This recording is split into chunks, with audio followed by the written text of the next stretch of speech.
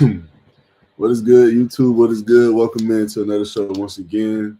Boy, LastWord Productions, aka Tavares Wilson.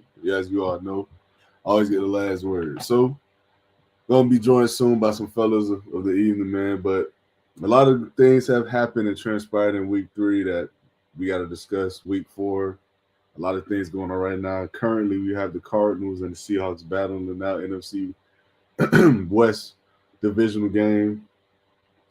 7-3 right now. Seattle is up. They just punted the ball back to the Cardinals, so Kyler Murray and the guys, they will be starting to deepen their own territory. They got like a little bird fight right now. The Seahawks and the Cardinals on the screen. It's crazy. That was actually creative for the NFL. But nonetheless, though, man, if you're not doing so already, if you're tuning into the show right now, make sure you hit like, subscribe on the YouTube channel. Be sure to comment, hit the bell notification whenever we do go live on YouTube. Be notified whenever we go live. And follow on all platforms. LastWord Productions, the handles across the board on every platform, whether it's TikTok, Instagram, Facebook. I'm everywhere. So let me just get off in some thoughts I had about week 3. And some of the good, some of the bad, some of the ugly. But for me personally, man, I think there's a real problem in Baltimore, and that defense is a real issue. And the reason I say that is because they seem to not be able to play the pass well at all. They can't defend the pass at all. I mean, the Lions are going to run the ball effectively pretty much every week against any group, and it was short and Mbadabike, however you say his name. Excuse me if I butchered it, but you expect that. But their secondary is absolutely dumpster. Like it's not good. It's dumpster fire, and that's not what we expected from this secondary. And that's what makes it worse because you went out and got Jair Alexander. Yes, he's been battling injuries still, but you knew that when you signed him. He was battling injuries before he left Green Bay. Nate Wiggins, not bad, but he isn't turning into the second year player that you need him to turn into because you're dependent on Marlon Humphrey, who is of age now, and Jair Alexander to find his footing again. You need Nate Wiggins to take a step forward. And he just simply has not yet. So, with all that being said, they have some concerns at the cornerback position. I know they had Chidobe Awuzie as well. He's no one to write home about. We got Mike who just joined them. What's up, bro? How you feeling? What's going on, man? How you doing? Good, bro. I'm just over here speaking on the Ravens and some struggles I've seen from them thus far, and specifically their secondary. So, you got any comments, concerns, or anything you would like to mention about that? Yeah, they god fucking awful. They're not. Their technique is terrible. It's lazy. Everybody in the secondary, safeties included, even Kyle Hamilton at times, the tackling, everybody just doing this shit, and it's just league wide. It ain't even just them. Everybody just want to throw their bodies at people. Nobody's wrapping the fuck up. Nobody's form tackling anymore. Everything is just on the lunge and try to hit stick like they playing Madden or some shit, and it looked horrible. Missing four, five, six tackles on a singular run. You got David Montgomery, a dog, don't get me wrong, but you got him running through, cut, gone, 70-some yard run because you got people lunging instead of stepping and running through with their legs. Like, shit they teach us as kids, bro. You wrap up and run through the tackle with your legs. Like, it's real simple. And everybody just want to do this lunge, arm throwing. As soon as the DB get beat, he trying to choke the receiver, get flagged. Like it's just bad. It's not good football at all. And for them to be professionals, especially some of the players on their defense that are veterans that have been all pros, pro bowlers, it's just not a good look. They added Jair, and at the time they added him, we always like, okay, it's a lot. Because now you'll have Kyle, you'll have Jair, you'll have Marlo, Nate Wiggins still the young fella, plus that front seven. In addition to the draft picks they got this year, I thought the Ravens defense was gonna be top 5. And they're like bottom of the barrel.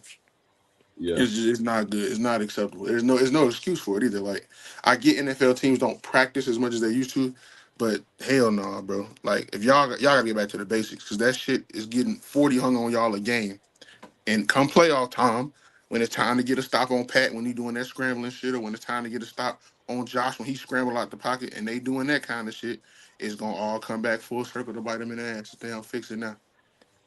Right. I agree, man. And I was just saying that I think the biggest thing is the expectation was for it to be so much better than what it is. But the reality is, you got Marlon Humphrey, who's approaching the end of his career at this point. I mean, he's on the north side of 30. You got Jay Alexander, who's been battling injuries for the last 2-3 years, and Nate Wiggins, the youngster, who's still trying to find his way. I mean, he's not terrible by any means, but he's also susceptible to a lot of things that are still new to him. So it's like it's bad because they are playing undisciplined, as you said. They're not playing discipline, and they're also playing with bad technique. I agree with that completely. And what makes it worse is like the offense is finding ways to lose games as well because Derrick Henry's out here, 3 lost fumbles, fourth quarter. He's never had. I don't think he had more than 2 throughout his career, and he has 3 within the first 3 games of this season, and 1 in each They game. bad. It's it's inexcusable. He's too good of a player to have that happen to him. So it's inexcusable. Yeah. And the receiver room, I've always said this. I've said this since Lamar has entered the league. It's not good enough. I've been saying it since forever, since he's walked into the Baltimore Ravens locker room. It's not good enough. And for whatever reason, they believe it's good enough. I have no idea why they thought going out to get DeAndre Hopkins was going to be the answer, but hey, it's on them. It's not good enough. And with all that being said, Lamar Jackson is still out here, 10 total touchdowns on the season, 1 fumble in the season, no interceptions. He's top 10 in passing yards right now. He just set history by being the best passer in NFL history in terms of the passer rating. But Right. they're 1-2. So at the end of the day, it doesn't matter because at the end of the day, that's what he'll tell you. Like, we're 1-2. We're not winning games. So they have to be better. They have to be better. They have to play better. And they have to be coached better. And this is what I want to tie this to. At some point, we have to realize that me and Will have been saying this for a while. We had this argument a couple months ago back. But at some point, we gotta say Harbaugh is not the coach that people think he is. We have to, because 100%. the team is too talented. The team is too talented. It's too many resources. It's too many things around you for this team to lack the discipline and the unnecessary head, like questionable, like decisions and just mistakes they're continuously making. That at some point that falls back on coaching. Yep. It's just too casual. Like they just real, like whatever. Like, oh, we the Ravens, we'll turn that shit on. Like, you can't.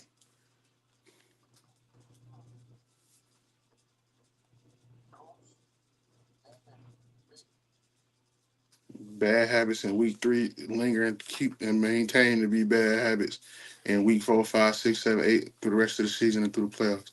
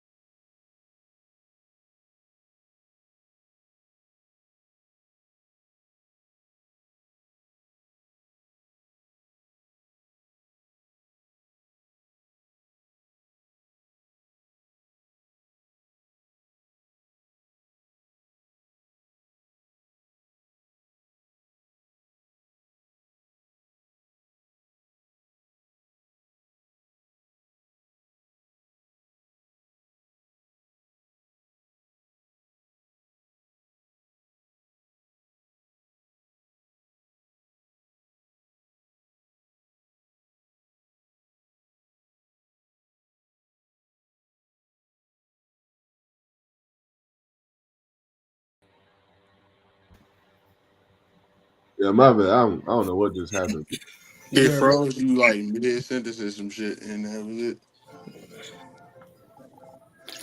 But what back to what I was saying though, at some point we gotta just say their team is a reflection of the coach, man. like if the team continuously finds ways to beat themselves or to put themselves in detrimental situations to lose games, at some point we got to say Harbaugh is the biggest reason for this because it's been happening for years.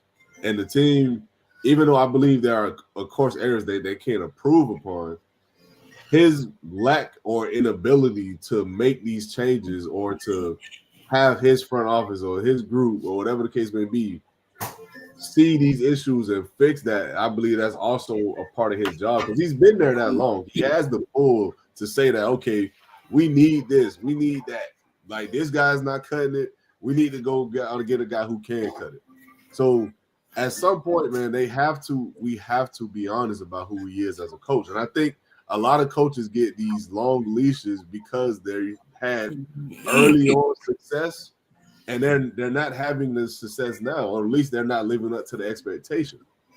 So I think Harbaugh is one of the not victims. I think he's one of the prime suspects of that. It's at some point we have to say the team isn't living up to the expectation because of coaching. We have to say that. Yeah. Well, you got anything you want to add, Will? I know you just joined, bro. No, I definitely agree, bro. I mean, just like I was talking about earlier today with somebody, this is the worst I ever seen Derrick Henry play. Lamar, he's good. You know, he's Lamar until playoffs come when it's the best coaches versus the best coaches, best teams versus the best teams. I think it's a common denominator. They're the 32nd ranked defense, and they got talent on the team. They're not like a talentless defense. Yeah. Odafe Owe, I think that's how you say his name. Yeah. Yeah. Roquan Smith, Kyle Hamilton. You know, I mean, he's regarded as the best safety in I'm football. about to say, arguably the two best in their positions. Arguably. Right. However you want to go about that. You know what I mean? And then you got decent corners, bro. It's not like y'all secondary's trash. Marlon Humphrey's still a decent corner. Nate Wiggins, decent corner. You know what I mean? So, like, y'all got bottom of the barrel talent around. Y'all are missing two key starters, which I do understand. Their defensive tackle. I can't remember his name. And then Calvin. About a bouquet. Yeah. Yeah. They're missing him and they're missing Calvin Noy, which are good D-line pieces, but they shouldn't take you from top 5 to the last ranked defense in the league. Like, that's unacceptable. That's definitely coaching. Yeah. The thing is, man, I mean, it's they've been bad all year, if we're being honest. I mean, they look good against the Browns because the Browns, I mean, come on, bro. It's Joe Flacco.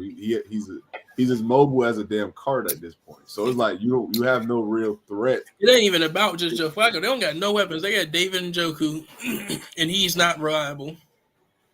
Right. And then you got Jerry Jeudy, and he's not reliable. So, you know what I mean? They don't got no weapons. So even if they had a good quarterback, it would still be hard for that team to move the ball consistently because their best weapons aren't even consistent themselves.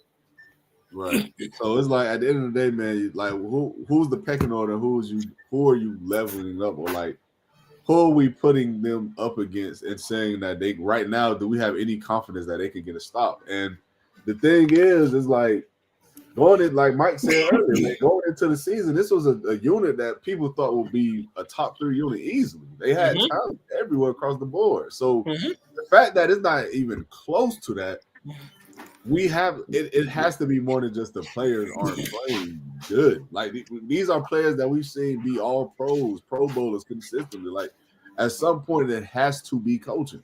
At some point, we have to say the coaches are not putting them in position to be successful. And I mean, I don't know, man. I just don't understand it, man. And I agree with you, Will. I mean, this is the worst I've seen Derrick Henry play, man. I mean, he doesn't seem motivated to me right now. He seems more mental. He don't seem like he's being pushed. Like Harbaugh and Tomlin, they're the same coach. They are simply living off the talent on their teams, bro. Yeah. I've been saying this. I said this to Stiggs a couple months back when we had the same debate. Yes, bro. I've been saying John Harbaugh's trash, bro. He's terrible. I've been saying this, man. We said this on the debate. I said this to you. I said this to Stiggs. Like, I agree with you. Like Lamar, because That's when he was making an argument that Lamar has an MVP on this Harbaugh stuff. Lamar will get that anywhere in the league. Harbaugh's job got saved because of Lamar. Lamar didn't develop into a superstar because of Harbaugh. He was a Heisman winner at Louisville. Like, come on, what are we talking And that's about? why I asked him. I said, well, they've been together, what, 7, 8 years? This is the 7th year, right? Yeah. They've been together 7 years. I doubt it's going to work out this year, right? You have to eventually move on from one of them. And I'm sorry, if I'm the Ravens, I'm not moving on from Lamar. Nah. Sometimes you just need a new voice, man. Right. My thing is, y'all been together the better part of a decade. Y'all don't have no chance. Y'all haven't even been to a Super Bowl for me to trust that y'all can even go to one together. So y'all got to move off one. And John Harbaugh is obviously not the coach that's going to get Lamar there. So either you're giving up on this franchise quarterback, this one-of-one talent that the league has ever seen, or you're going to move off from Harbaugh, a man who has not made a Super Bowl in what? It's been, what, 13 years? Yeah. Okay, so yeah. It's been 13 years, yeah. Yeah. When the lights went out. You know what I mean? So, like, come on. Like, let's just be realistic here. Like, it don't make sense at this point. If they do not at least make the Super Bowl this year, it makes no sense to keep Harbaugh. I'm sorry. It makes no sense. Yeah, I agree, man.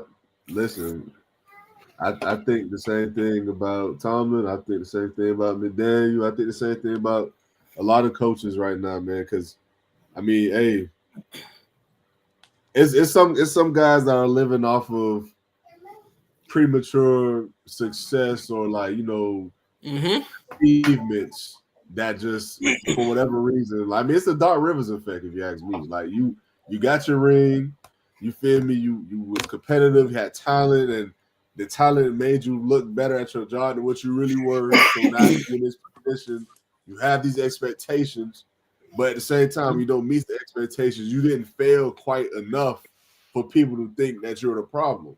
In reality, you are the problem, but a lot of people don't see it that way. So it's crazy to me. But speaking of taking a step back, Mike, I gotta ask you, man. Listen, I'm a CJ Stroud guy, man.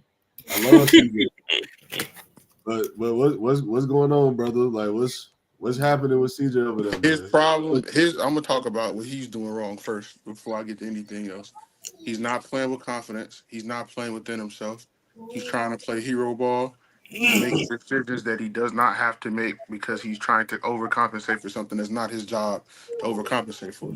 Granted, it is his job to keep himself as safe as possible. So I get pressing a little bit, but at the same time, you have to know that you don't have the weapons right now. Nico Collins is in and out. Tank Dell's done, not playing this year at all. Jaden Higgins is a rookie. Jalen Noel's a rookie. Christian Kirk, who you got as a vet, hasn't played yet that I've seen anyway. And I've been in and out of checking out Texas games, so maybe he has played, but I don't think he's played yet this year. He played the last game. He played the first game of the season. Dalton Schultz is a tight end. You don't have Joe Mixon right now. We cannot, and when I say we, I mean me as a avid CJ Stroud supporter, cannot compound these issues by forcing the shit and playing hero ball. It's okay to throw that bitch away. It's okay to get a 3 and out. It sucks because you want to put up points, and I get that. But you also have a championship caliber defense on the other side. It's okay to hand that bitch off to fucking Nick Chubb for now. If you got to. You got a young O-line and you gotta get these niggas some confidence. So that's where he's fucking up. He gotta stop pressing. He gotta just play, bro. He gotta get back to having fun. I know it's pressure and it's all that other kind of shit because you want to be the best, you want to do this and then the third, but you ain't got the weapons right now. You gotta play. You gotta think the game more than you physically do it. We know that he has the talent and ability to do everything. There's not a throw he can't make. There's not a check he can't make. There's nothing he can't do physically on the football field. He's more mobile than people think he is. Obviously, he ain't Lamar, but he's way more mobile than people think he is. So we know he can play the fucking game. He can play the position. He got to stop pressing. He has to. I've watched the last game. I went back and watched the highlights. He pressing the whole game. You could tell, like every throw in his mind has to be the throw to make the play. It's not gonna work, bro. It's a 4-quarter game. He hadn't lost to Jacksonville his whole career, and Jacksonville hadn't beat the Texans in like 3 or 4 years. So you lose to these niggas. That's the ultimate no. You can't lose to them bum ass niggas. And now you in an 0-3 hole record wise.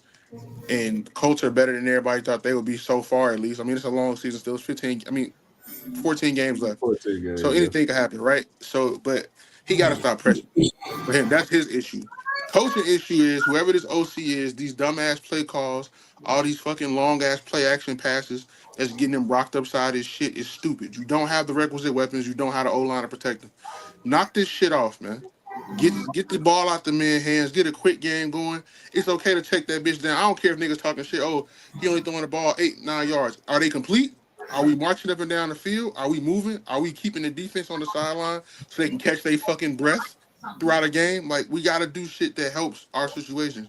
We don't have the horses to run right now, and I think they've taken for granted the fact that they've won that division the last 2 years, going away and made the playoffs and all of that shit. And they just assumed, oh, we'll win it again. We ain't got to protect CJ. We ain't got to do these things. Yes, the fuck you do. And if I was them, I'd get my ass on the phone because I know they got the money. And I'd be calling Miami trying to see if I can get Tyreek Hill or something. You need somebody. He need an actual fucking weapon. It's getting silly.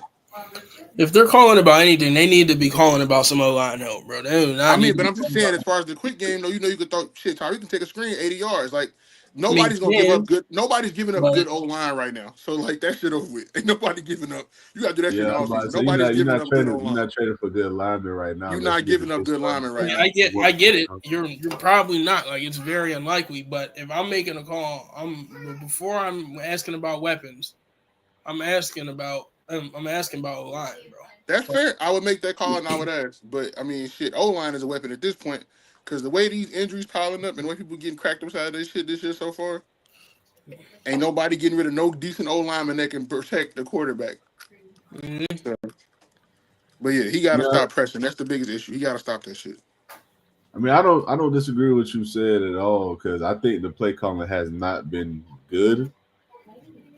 I will say to me though, I think another thing I want to kind of piggyback on that you didn't really mention, but I think it ties into coaching. I think D'Amico Ryans is starting to show that he really isn't cut out to be a guy who's overseeing or pretty much handpicking his staff himself because he's not been good at picking OCs. That's just what it is. I mean, they had Slowick last year, who the guy this year, I don't know his name, but they both been terrible. And even the rookie year, the dude that he had with him, he was already on the team. So it was like he didn't find him. He was already there. So it's like he has to realize this, okay, maybe I'm just not good at finding these you feel me, these coordinators who actually are dependable consistently to put my guys in the best position. So that's something he has to work on. And that's something that the staff and the GM and all these other guys have to realize that they got to help their guy out. He continuously makes this happen. All he's doing is giving his young quarterback a disadvantage. Because I agree. The play calling has not been good. And I think a large portion of that is because he simply is not finding the guys to help complement his quarterback's game. I think that's what it comes down to. He need to spend some time at Ohio State with Ryan Day this upcoming offseason and figure out what the fuck he did to help CJ. That'll work. I mean, yes and no. I mean, as far as I feel like going back to college doesn't always help simply because we already know these players were just better than a lot of the guys they were playing against. I mean, like just leagues better because so many players don't even make the league. Fair enough. Shit like that. So like, yes and no. I necessarily wouldn't go back. I might shoot him an email and have him send some ideas and then see what CJ Stroud thinks about it. But I wouldn't necessarily go there, watch what he's doing, shit like that, because it could just potentially all be a waste of time considering that he's about to be playing against defenses that are better than anybody he faced in college. Yeah, I mean, I'm just talking about from the play calling aspect as far as like you got to go back. What made him comfortable? What made him good enough to be a top 2 pick in the draft? What is he comfortable with? You might be having these conversations with CJ. He's a defensive head coach at the end of the day. He's more concerned about Danielle Hunter, Will Anderson, and them boys than he is about the other side of the ball, and that's a problem. Well, I think you kind of touched on it, bro. At the end of the day, the offense will look way better. CJ Stroud will look way better with consistent, healthy weapons, but that just ain't how they getting down. So, at all, I think I think more what they need to do is probably run more 2 tight end sets to help chip. Absolutely. Chip off pressures, get different route combinations going, backs leaking out the back, and running different routes and things like that. I think the problem is a lot of coordinators, like people have a problem with like making the game boring. Everything ain't gotta be fancy, glitter and glamour, bro. Like if you don't have the personnel, the shit gonna have to be boring sometimes. Boring win games. Like it ain't if you can't, Listen, you know what I'm bro. saying? Niggas do not like watching the Philadelphia Eagles, bro, but they are winning games, bro. So But I'm they're winning gonna say it like games. this, bro. I do not watch no Philly games, bro. Like I don't care who they're playing. The only reason I watch the Dallas games because I wanted to watch Dallas lose so I can talk shit to Dallas fans. I'm gonna just keep it a stack, bro. I do not watch no Philly games because Nah. they are boring to watch, but they win. Boring as But they shit. know That's what like they know what they're good at, and they play to their strengths, bro. yes, absolutely. Yeah, for sure. But I want to get into Jackson Dart though. He's set to make his first start this coming week against the Los Angeles Chargers. Tough first matchup, man, because this is a top 3 in the league right now, man. The Chargers are playing pretty much as good as they played the last 5 years, and Justin Herbert is right now, to say the least, he's dealing. He's been playing well, and Quincy Johnson is taking a step as well. So I like to see that from him. But with all that being said, though, Will, what you think? What are you expecting to see from Jackson Dart in his first career start? Um, well, I will say is, boy, if you're gonna start him any week, Jim Harbaugh, you know what I mean? Like, Man, respectfully, I bro. will say I'm not. Listen, I think when your number gets called, you gotta play. Like, simple as that, right? But if you're gonna start him any week, you're gonna start him against Jim Harbaugh in that Yeah, in a good Chargers team. You know what I'm saying? yeah, it's gonna be Their defense is good. It's not like I don't think it's over the top amazing. I don't think they got like any other than Derwin James. I don't really think they have any game changers because Khalil Mack's injured, right? Yes. Yeah, he got it right now. Right. So other than him, they don't got nobody who really is like going to tear the game apart. But they know what they're doing. They're coached extremely well. They play their assignments. They got good eye discipline. You know what I mean? And they do well with their feet and staying and playing to their leverage. They don't ever get beat to their leverage. So I expect it to be a hard game. I think he might throw an interception, maybe even 2, depending how that offensive line does versus the Chargers defensive line. I feel like if he has a little bit of time in the pocket, then he could potentially go down. And I think I don't know if they score 20. I don't know if they score 20. I'm gonna just be honest. My guess for them is 17. But I wouldn't be surprised if he go out there and light it up, bro, because he got the arm talent. So he's good, but I just think it's a very hard week, to say the least, for it to be your first game coming in with the starters. Darren James finna terrorize that boy, unfortunately. Yeah, I mean, you could say that, but we're gonna have to wait and see, bro. It's gonna I'm be. double teaming It's Malik, definitely gonna be. and It's I'm definitely dare gonna be I tough. dare anybody else to be. It's gonna be tough. It's gonna be tough because, I mean, on the plus side, Andrew Thomas is back, so he got his Oh, is he? tackle back. Yeah, he played I last did not week. know that. Bro, they got the Saints next week. Why he couldn't just wait one more? I think it's because For real, it's bro. a home. Damn. I think it's because it's a home game. Bro. I think they want to get in front of the home crowd. Well, I feel like listen, bro. If he go out there and he stinks it up against the Chargers, people are gonna be like, "It's the Chargers. Who cares? It's his first game, yada yada." And then he can go out there and whoop on the Saints. It's like, oh, revenge games. He just needed the game to get started, and that's a whole confidence boost, right? But if he goes out there and he plays well against the Chargers, even if they don't win, it's like, look at Jackson Dart. We should have had him starting. It's a confidence boost. If he goes out there and wins, they're like, oh my God, Jackson Dart should have been starting the whole year. It's the confidence boost. So I feel like no matter what, you really can't lose in this position now, especially because he knows, like, let's be realistic. They're not about to bench Jackson Dart, especially after 1 week for Jameis Winston. All right. You know what I mean?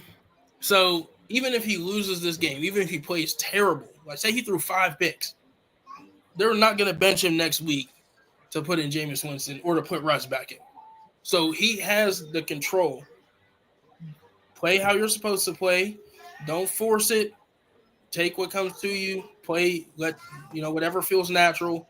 However that ends up, go on to next week and abuse the Saints like everybody else. All right, simple as that. That's all you gotta do.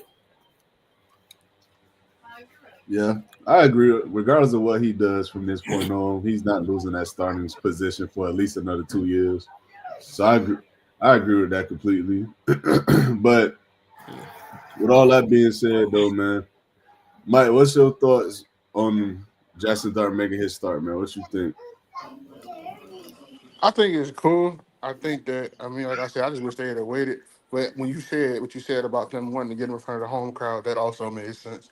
So I get why they start him this week instead of next week. But and then I also agree with what Will said. Like honestly, this is when you really think through it and talk it out, this is a no lose situation for him. Like if he has, it's the Chargers. If he good, oh shit, he played good against the Chargers.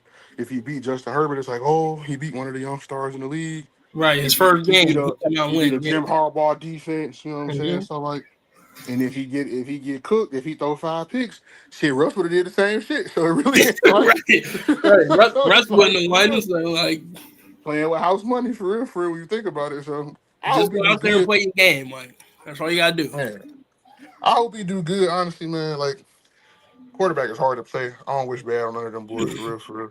So I hope he play good. I hope he do his thing. I hope he ball. Even if they don't, I don't think they're gonna win.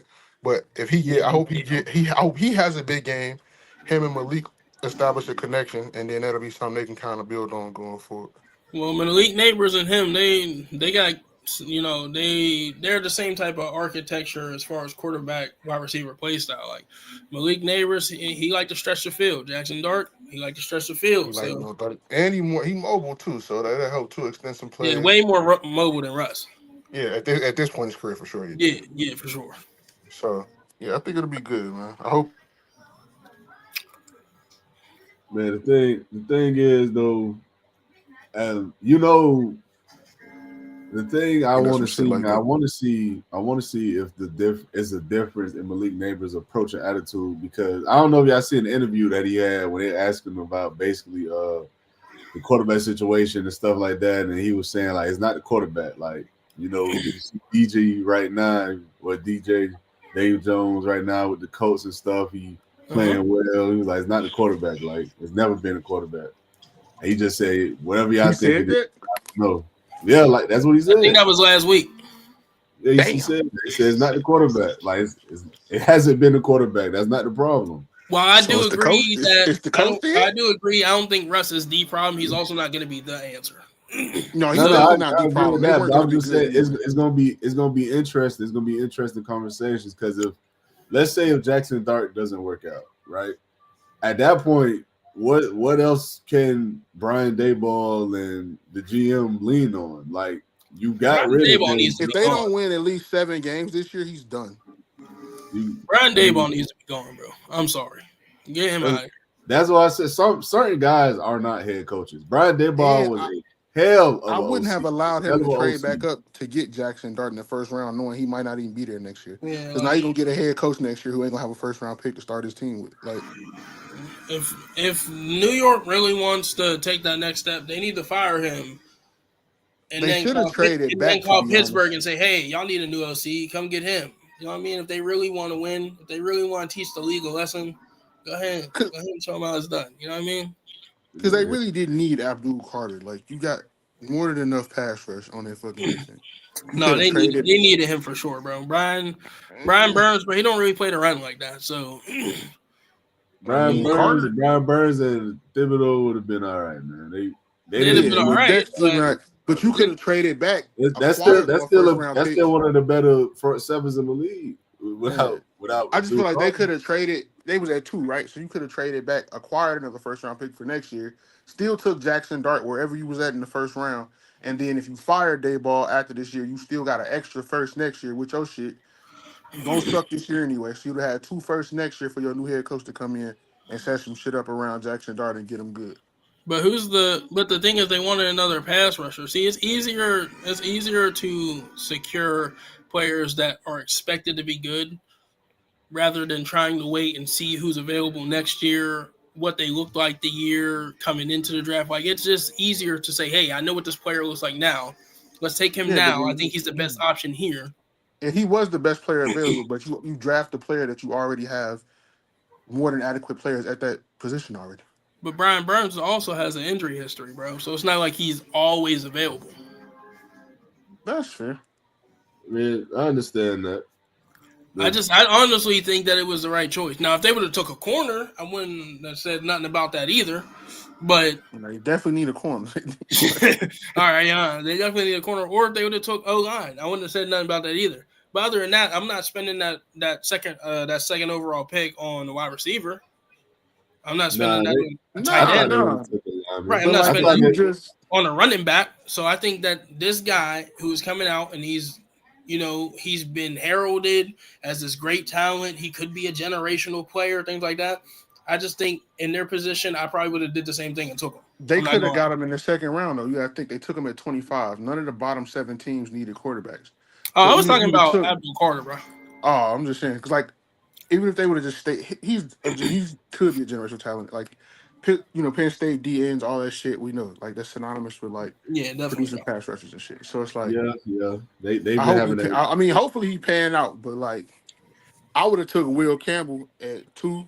That's who I thought. That's who I thought they. I'd have took him at 2. You still could have got Jackson Dart in the second round with pick 2. Listen, bro, that's why I said if you wanted to go O-line, I would not have been mad at that either. Because then you'd have had Thomas, him. Now you got bookends. You good. And then whatever in the middle, you can consolidate that shit however you got to do it. Right. If you got good tackles, it's a lot easier to maneuver the players you got in the middle too. Because hell yeah. And it's easier to run that play action shit. Players on the inside don't have to worry about anything that's going on outside because you got solidified players out there.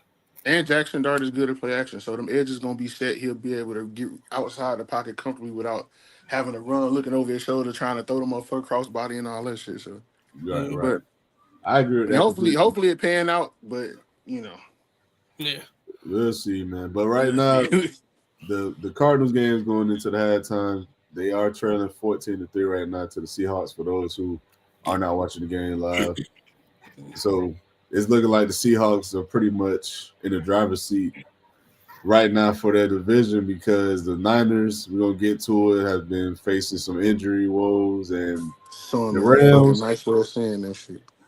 The Rams, we gotta wait and see with them, man. Some nights they seem like they could be it. Other nights they don't, but we'll see. But what are you calling that on, coaching? What the Rams? No, I think for what I seen last game. I mean, Stafford missed a lot of damn throws, man, and it seems to me I'm not gonna say he look like he's lost a lot of arm strength, but he's definitely lost. He's a second off, it seemed like to me, with his timing right now, and I think that's because he missed the entire offseason. So that could be it. He doesn't have no chemistry for real with his receivers and playmakers right now. So that I think that can contribute to that greatly. So I'm gonna give it to about week 5 or 6 to see if that changes. Because I think they're starting to hit a little more of a stride. But that game against the Eagles, man, he missed at least 3 throws. I was like, okay. And they still had a chance to win that game. Like, think about it. Bro had to block a kick. Don't even talk about it, bro. Don't even talk about it. But I mean, hey, listen, at the end of the day, man, I be wanting them niggas to lose just so what's name be sick as hell. But look, so let's get off into week 4, man. Let's see what games y'all looking forward to in week 4, man. Anything on the schedule that's interesting? I don't even know. Let me go pull up the week real quick. All right, so I'm gonna tell y'all the game that's interesting me because I want to see how this is gonna pan out.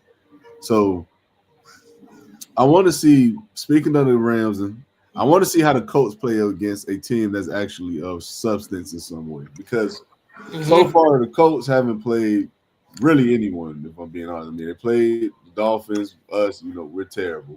They played last week, they played Denver. Denver has not looked good. Bo Nix looked like he's actually regressed a bit. And I believe the week before that, they played the Jaguars, I'm not mistaken. I think it was the Jaguars. Titans, bro. Titans. There we go. It was you're right. It was the Titans. Yeah. So you're not playing exactly the top the creme de la creme teams in the league. So this week they're actually playing a team with talent and actually pretty damn good future. So one thing I want to kind of bounce back and forth with no freaky is they're to say that about like their defense, like if you want to see their defense be tested, that's cool. But I think offensively they have shown, because the Broncos are a good defensive unit. So yeah. And all I'm gonna say is they did whatever they wanted to them, bro. Running it, passing it. I mean, bro, Daniel Jones is looking like the next coming Andrew Luck out there, bro. Like this is, I mean, they got not literally, okay. Everybody just calm down, but they got everything working how it's supposed to. They are on time. They're in rhythm. Even when plays break down, they still make the best out of them. They are coached well.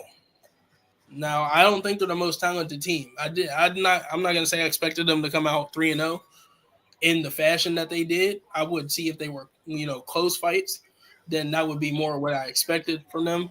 But they've looked like the better team every week, like clear cut. I have not seen a game from them, even going back and watching tape, where they didn't seem like the better team from start to finish. I don't know if that has anything to do with their CEO. What's her name? Carly or whatever.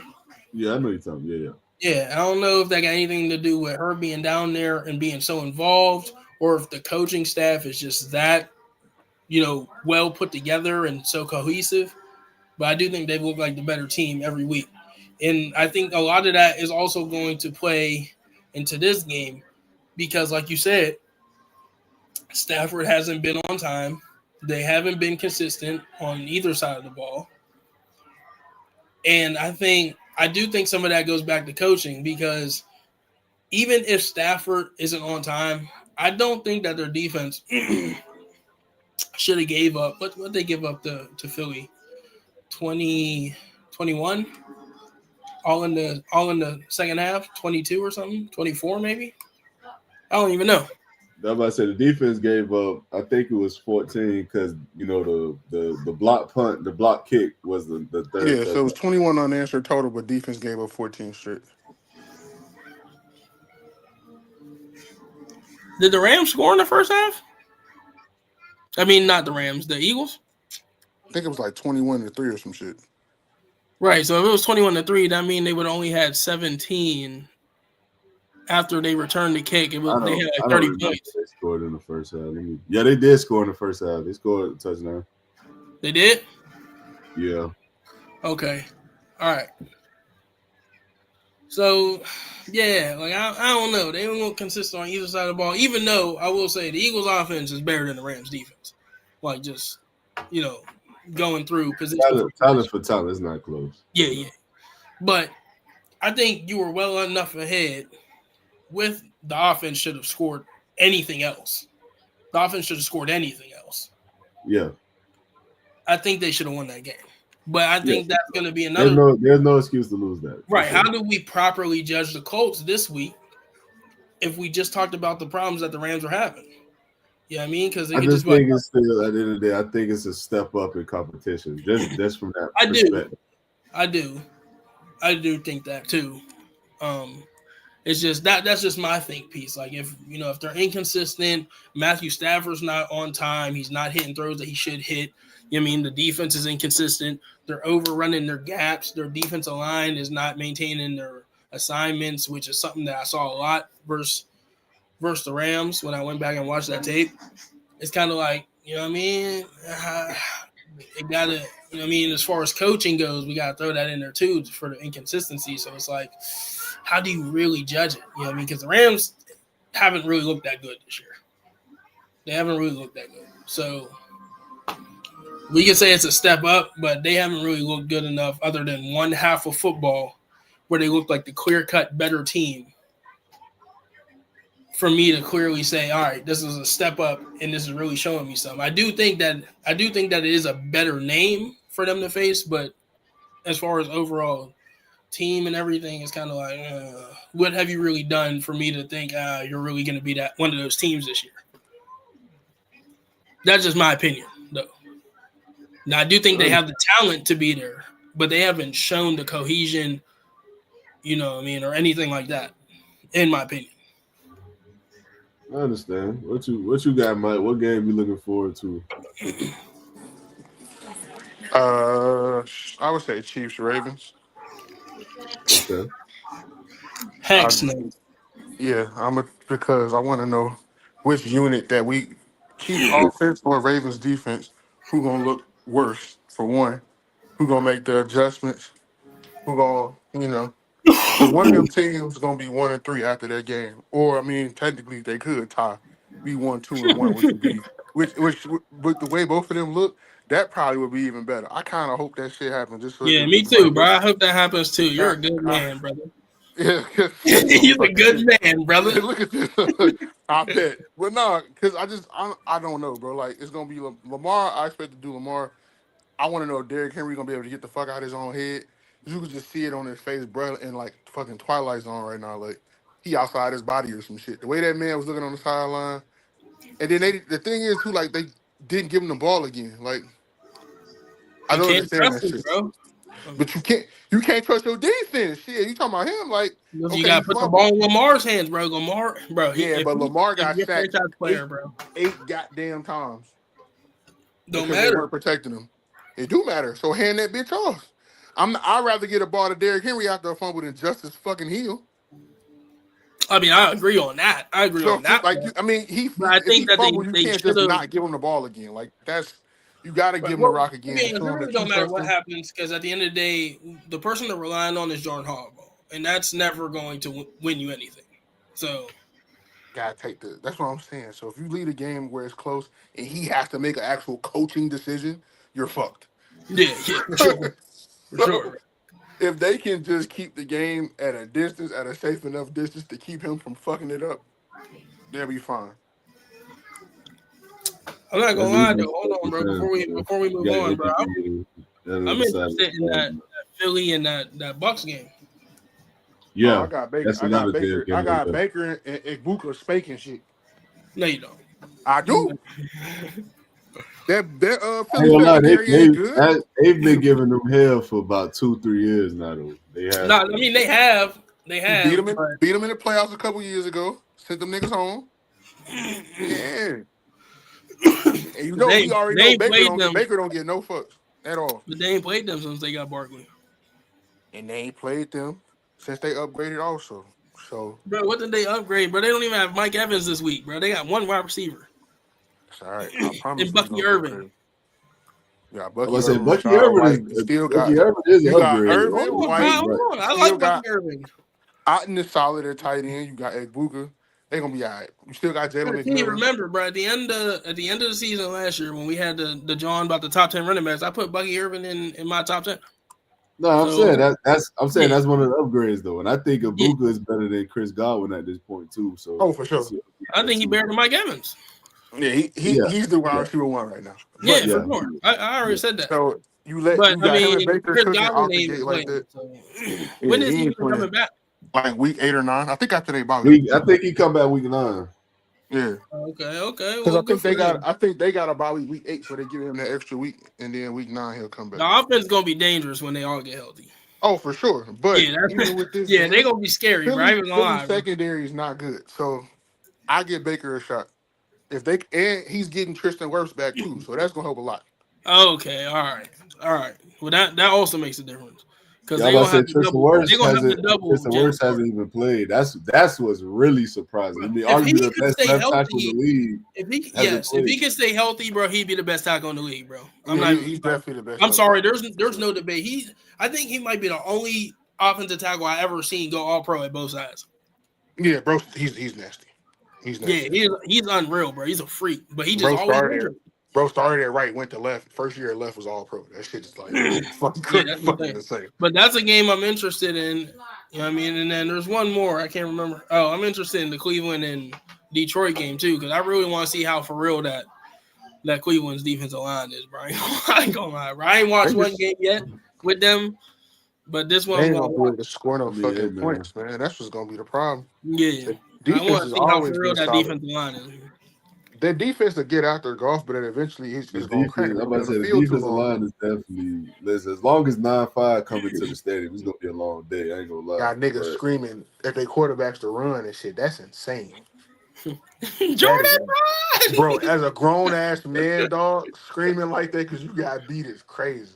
We Hey, gotta have hey, a he did conversation. what he had to do to let his quarterback know Yeah, to get got out of his there. ass swam right immediately. That shit took He 2 ain't even seconds, swimming, bro. All he did was a jab step and was bro. he, He yeah, he is there with a inside. jab step for real, Get like your a bitch ass basketball out the way. player. he All I just made hear is sure he didn't touch him. Jordan, Jordan, run! That was Crazy. crazy, man. That's That some was Ricky crazy. Boys in the Hood shit. Yeah, that's We crazy, bro. I ain't gonna lie, bro. we gotta have a talk in the locker room, bro. Because what the fuck did you do? Yeah. I ain't gonna lie. At that point, it's like, gang, you Yeah. would have been better off just trying to trip him at that point. Take the Bro, flag. grab him. Like, Who the fuck take the did flag at you? that point, man. But You gotta Hey, do something, bro. man. That's a big motherfucker too. Full speed too. Picking up speed, coming at you full speed. Nobody wants to see that. That's all probably right, the so scariest nigga in the league right now, coming at you full speed. nah, hey, listen, he's the best defensive player in the league right now. I said this All right, last year, let me see. Watch but this. but let me ask y'all this, man. Let's pivot to basketball real quick. I just want to get y'all thoughts on the Zion Williamson transformation. I don't know if y'all seen it or not, but he has lost. It seems he's lost a lot of weight, substantial amount of weight. At least So 100. No, I yeah, don't know so about 100, Bro, you but seen his face? yes, bro. But you gotta think. I don't think he lost 100 pounds, bro. At least I could give 60, him I 70. could give him a good 60 to 70 pounds. Yeah, I He was probably probably gonna say like 65 because you gotta think he was what, like 270. No, he was 300 he was freaking 300. pounds. He was 300 pounds. That's why I said, well, yes, you right, it's not You 100. know what? Shit, I don't know, bro. He was I don't, 300 I pounds. don't know how much of that fat. He was damn near 300. He was like 285, 290.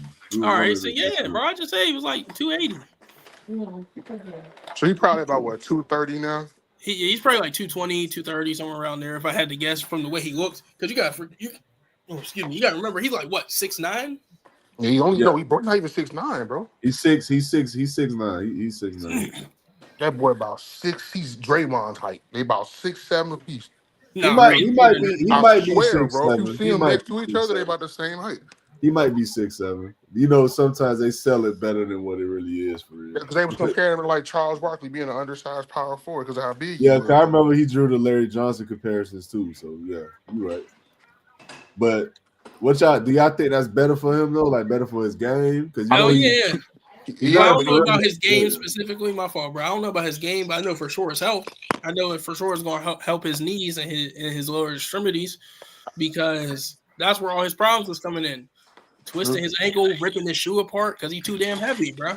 You know what I mean? Like he lost Yeah, that weight. I think he's to gonna be be able to that move better. athletic, to be that damn Yeah, I think he's athletic. gonna be able to move better. I think that's gonna help with it with his stamina. You know what I mean? I think a lot of that. I think it's gonna help more so his physical, even if it doesn't necessarily translate to better games specifically. I think it's gonna help so many physical attributes in the way he feels that he's going to be able to play harder and better. You know what I mean?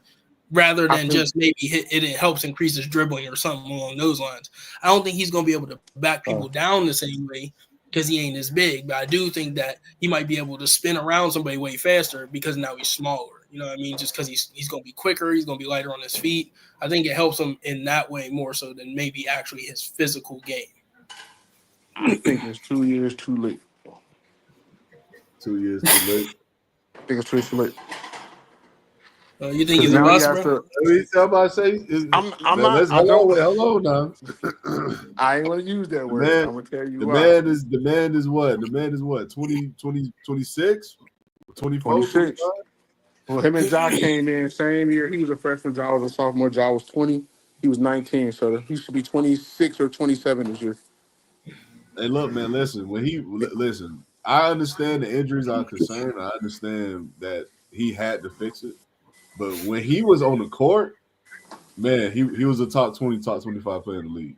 The And problem is we only saw it 3 or 4 game increments at a time before he was but gone for another no, and 6 months. you're not wrong. But the So thing is, it's also who he was doing it to. Like, you remember the play-in game before he got hurt? He was killing the Lakers. He was like there was no stopping him.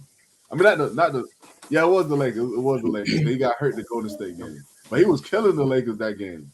Like, there was nothing they could do. And he got hurt during the game because Yeah, he got hurt. Like, that's what I'm saying. But now, like, it goes back to the real point. Like, now that he doesn't have that much weight on bearing down on his knees, his joints, and his body, he can actually sustain minutes, play games, go stretches. I agree, but I also think he's going to have an adjustment period of this year of learning his new body, what he can and can't get away with, if he can still play the way he used to play, if he can't, if he has to be more perimeter oriented now because he's smaller and can't be down there taking that kind of punishment with that slimmer frame. And then I think next year, if he can stay healthy this year, he'll come back in next year, maybe a little bit bigger. Maybe he put on 5 or 10 pounds of muscle and stay there at like 240, 250 and be cool. But I think it's too late for him. Like we've been talking about Zion weight since he was in college, bro. 7 years, and it took you till year 7 to finally take it seriously and like take care of yourself. Forget everything else. Just take care of yourself. You're an NBA player. You got access to the best trainers, doctors, facilities, treatment on the planet as a professional athlete. There's never your entire job. You don't have class anymore. You're not in school anymore. Your entire day is spent hooping, working on your game, or should be. Spending time with your family, of course, doing what you want to do with your money, got it. But working on your craft, you can't do that because you can't stay on the court. So you spend every offseason rehabbing an injury that you sustained from being too big, and then you would come back into the next season even bigger. So you're not taking it seriously. I get what you mean. I get what you mean. That's the crazy part. He's supposed to be the next LeBron. Himself in a situation where he thought because he was always a heavier set guy his entire life. So I think he found himself in a situation where he just thought it would kind of work itself out, and it just never did. So it's not an excuse. I agree. To be fair, he wasn't supposed to be the next LeBron, bro. People gave him an unrealistic title because they always do that. He literally talking about from the aspect of him being a physical freak of nature, which we get. I mean, I get. But take care of yourself, then. So I'm saying even the aspect of saying that though, it just puts unrealistic expectations on somebody. That's like fair. You can't expect any player ever to be the next LeBron because you can't expect any player to be the greatest. That's just what I mean? Or arguably. I just look at it like how many players have come into the league and passed him up now. Like he was supposed to be the next one, right? For sure. And then Ja passed him up. All of these other draft classes that have come since then, how many people have passed him up at this point? Wemby passed him up. Bro. If he can stay healthy Wemby's a generational talent. He can still break in. He can still break into Paolo Banchero over him. All right, bro. I'm just saying, it's a lot of guys who could take over him. All I'm gonna say is when I've seen Zion play, it's a wash, bro. That's all I'm gonna say. But I'm about to say, are we talking about these guys playing? Like, we're saying that they're both playing and healthy. Paolo is not better than Zion, bro. Not even close. Why is he not better? How is he not? Because he's not better on offense or defense. He really is better on both ends. What are you talking about? Hold on, wait. The only thing Paolo does better is he puts the ball on the ground better. That's it. That's literally it. He scores more points. He's a better shooter. He's a better free throw shooter. He's a streaky shooter. He's a better shooter. Bro, how is he a better shooter, bro? Zion still scores, bro. Who cares about shooting? Why do you care about shooting when you can't stop him from getting to the paint? Clearly, you can. When you put his ass on a foul line, he can't make a fucking free throw. So that matters. What are you talking about? How does that not matter? Bro, you can't. You can't. Let's not talk like Paolo is just a light side shooter. He's not. He catches fire. He shoots well. He's not out there lighting that bitch up. He's not. My thing is Zion ain't Shaq. Okay, he's not. He's also not Shaq. Okay, he's a little bit better than him, but you can't just foul him all game. That's. Come on, bro. If the option is to get dunked on or foul, I'm fouling the shit out of him. I ain't gonna lie. Listen, bro, if Zion's on the way to a dunk and you foul, he's still dunking the ball, bro. Yeah. Or is he coming up out of shoot before he takes off? It's not too many people that's going to prevent him from finishing the dunk. It's not that many. But I mean, look, man. Hey, I like better, but they're Paulo. both I like all-star Paulo players. Banchero, so I'm not gonna sit here and bash. I'm just saying they're but both all-stars. So there's nothing Zion has done that Paolo has not done. the only thing Paulo has done that Zion hasn't done is stay healthy. That's it. He's not. But we're talking basketball, like just who's better. The Paulo, he's not better than Zion. Zion is a better rebounder for sure. That's cool. That's cool. He's a better rebounder. He's a better. No, wait, time out. Wait. He's a better rebounder. He's a better defender. He's a better finisher. He has a quicker. You say he's not a better defender. He's not a better defender. Okay, oh my god, bro! You don't even watch basketball, bro. At this point, there's no way you watch basketball and you said that, bro. There's no way you watch basketball. Who is he guarding? Anybody, it don't matter. He's guarding the other in front of him. You know where they put him? I'm not saying no. Listen, you're confusing. They put him. I'm not saying he's an all NBA. I'm not saying he's an all NBA defender. But if you're asking, is he a decent defender? Yes, Paulo is literally. I didn't say he wasn't decent. I didn't say he wasn't decent. I said he's not a better. But Paulo, bro, Paulo is literally picked on the other end, gang. They put him in pick and roll situations purposely.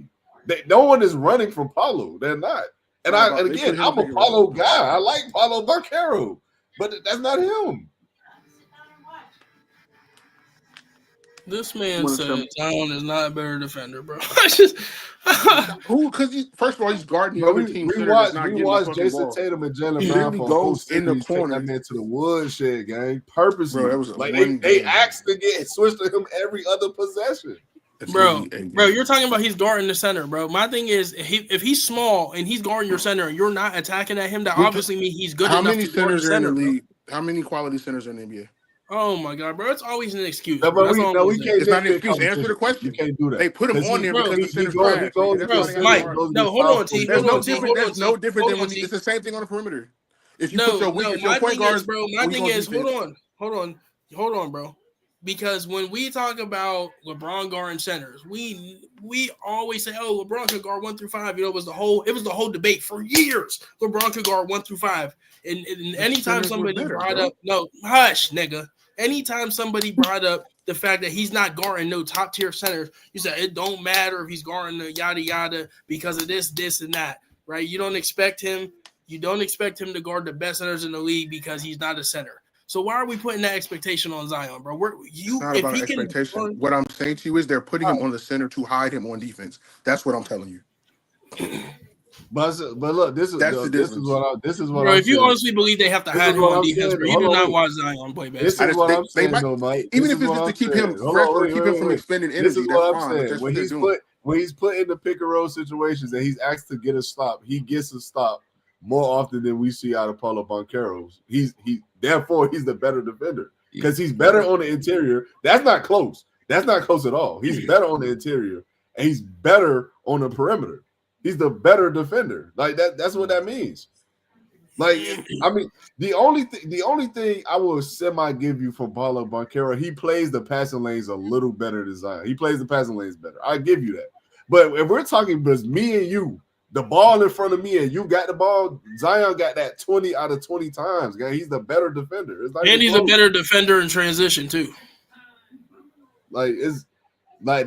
That's not even debatable. We're talking all on ball defense. I gotta get a stop. Is Zion clear as day? It is, and I know that's hard to believe because he missed so much time. But if you go back and watch, that's also why I'm trying to figure out how he's making this statement on a nigga that don't even be on the court. To defend. Well, I'm saying because we seen him play. 10 or 15 just because he's missed time. Bro, we said when he plays, bro. Basketball, bro. We still see him play. I'm gonna move off into the last. Yeah, please, bro. I'm gonna move on to the last two sections, man. So we're gonna do a how good will this player be today, and the player of question is Prime Namdi Asamoah, man. So for those who remember, Namdi was really one of the ones for real, man. So hey, shout out to him, man. Let's get the last year Eagle Namdi before he went to Oakland, or when he was with Oakland to when he was with Oakland. Hey, that first year with the Eagles, he was That's still what I'm saying. That first year, so that first year with the Eagles, he was still that one. It just until they start playing man. Yeah, he wasn't that. But let's see. Then he was the one they were picking over. He will be today. So first level, man. First level I got for y'all, man. I got L'Jarius Sneed. Yeah, Namdi for sure. No, not even close, bro. It's a wash. All right. Second level I got for y'all. I got AJ Terrell. Wash. That's a wash, bro. That's a wash. That's a wash too, bro. Yeah, Namdi. In fact, they probably could have been switched. You probably could have put AJ Terrell first and then L'Jarius Sneed. Yeah, they L'Jarius, ever since he left the Chiefs, though, he kind of taking a step back. But I mean, we don't. Yeah, Titans ain't doing you no favor. You said what? Say it again. Titans ain't doing them no favors, niggas ass. Bro. Yeah, you're right. You're right. Hey, you're not wrong. Hey, all right. So third level, I got Marshawn Lattimore. Oh yeah, that's a Are wash. all of these players healthy? Yeah, everyone's healthy. You said everybody in their prime? Everyone in their prime, yes. Oh, in their prime is not a wash. No, I think Marshawn Lattimore is a good combo. I would take Namdi because I think he was the better one-on-one corner, but I don't know about turnovers. Like I don't remember Namdi being a turnover machine like that. And I know for a couple years, he was getting to the ball whether it was an INT or a fumble. He was definitely getting to the ball for a couple years. So I think I'd take Namdi because he's the better one-on-one. Nah, you know what? I don't know, bro. I think I might take Marshawn, bro. I'm not gonna lie. In his prime, it's like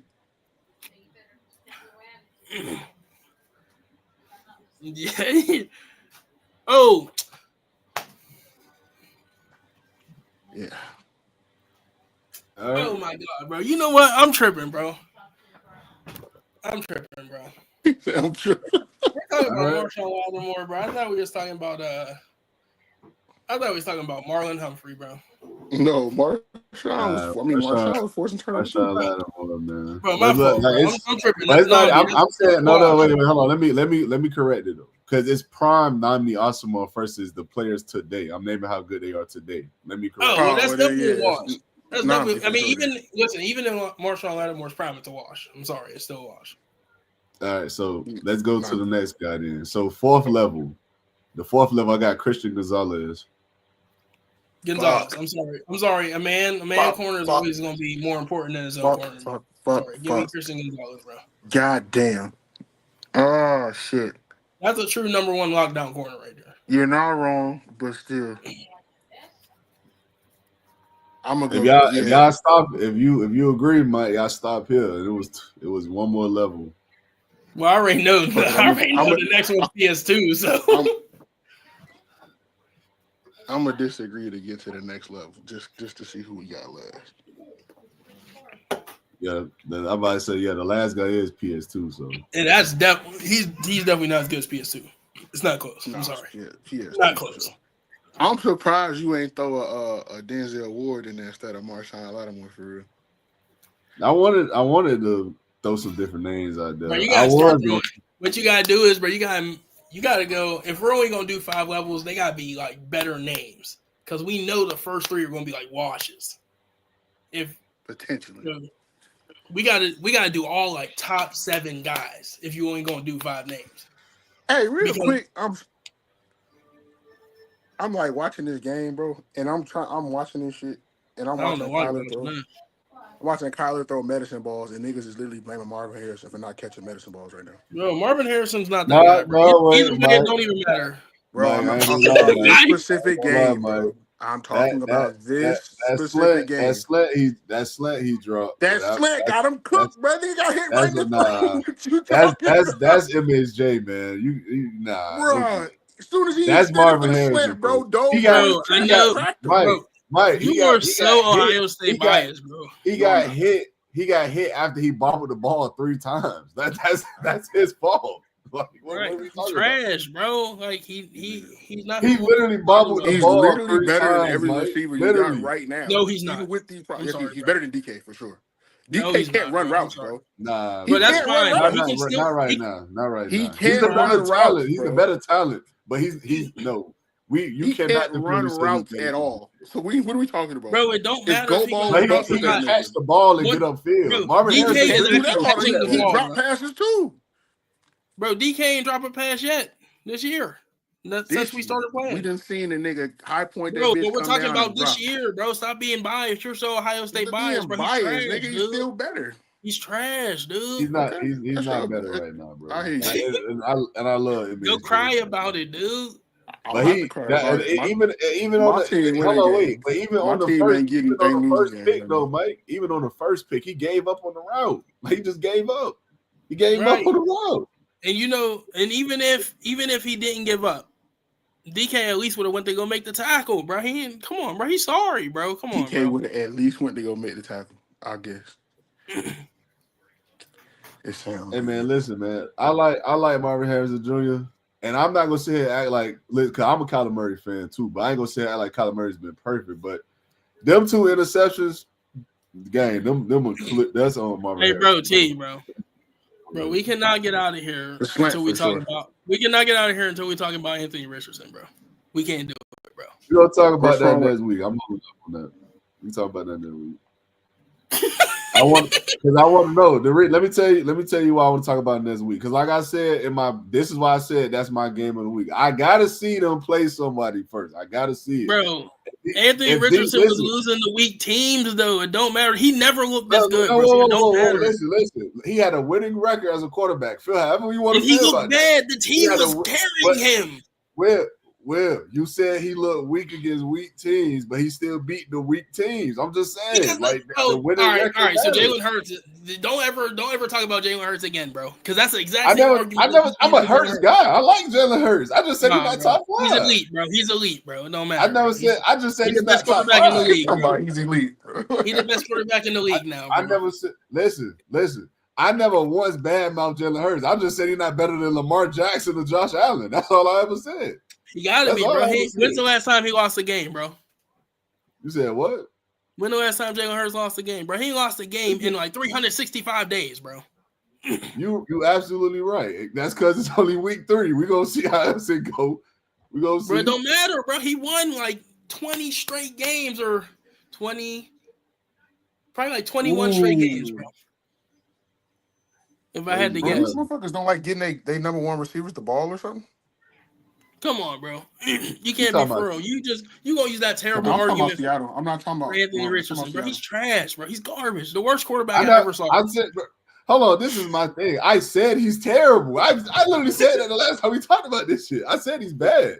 I just said the coach did him a disservice as well. I think they both were bad in the situation. That's all I ever said. They do him a disservice, bro. Daniel Jones. Because they knew it's the same thing me and Mike said last time we talked about this. They knew he was a project coming in.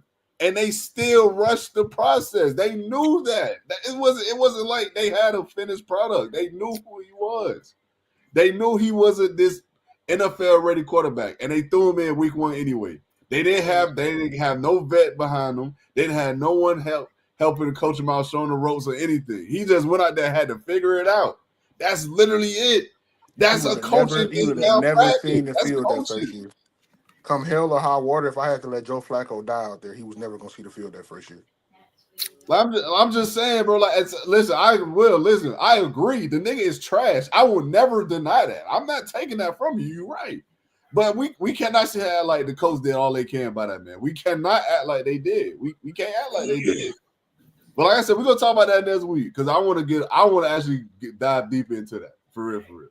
But I appreciate y'all for tuning in. Who did tune into the show, man? We had a couple of viewers tonight, but for those who do not do so already, please be sure to like, subscribe to the YouTube channel, hit that bell notification whenever we do go live. And remember, I'm also on multiple platforms such as TikTok, Instagram, and Facebook. The handle is the name across the board, LastWord Productions. So before we head out, y'all got anything I want to add? Pittsburgh Steelers 2025 Super Bowl champions. Nobody wants to hear that bullshit. 49ers going to win Sunday even without Nick Bosa against the Jags. No, they're not. Oh, y'all play the Jaguars, bro. Come on, bro. Don't worry about it, man. Bro, y'all play a college team, bro. That man said a college team. Hey, listen, that's fine. I'm cool. Bro, y'all play in the SEC this week, bro. With the amount of injuries we got, I'm cool with playing a college team. Niggas need something to go right.